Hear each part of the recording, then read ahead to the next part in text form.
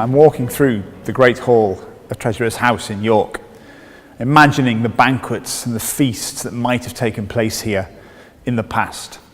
But what really concerns me now is not what happened on top of the table, but the subterranean world of what happened beneath the table.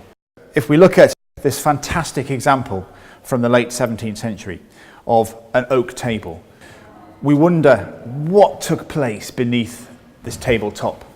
We know when it was made, 1686. We know who made it. Well, perhaps we don't, but we know his initials, WC, potentially William Cass of Easingwold.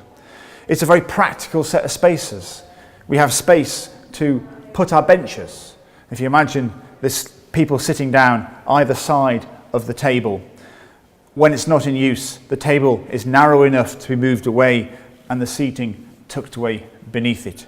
You'll see we have some very prominent legs supporting this huge tabletop. These great big bulbous gadrooned legs. Gadrooning is this lovely little detail of a raised rounded profile, possibly to keep mice from clambering all the way up the top and eating your food, but certainly to support the heaviness of this great oak planks. Joining the table legs together, you have these great big pieces of oak called stretchers, because oak, although it's a very strong material, it couldn't really take the weight, and quite often it would bow. So the stretchers were there to keep the legs together.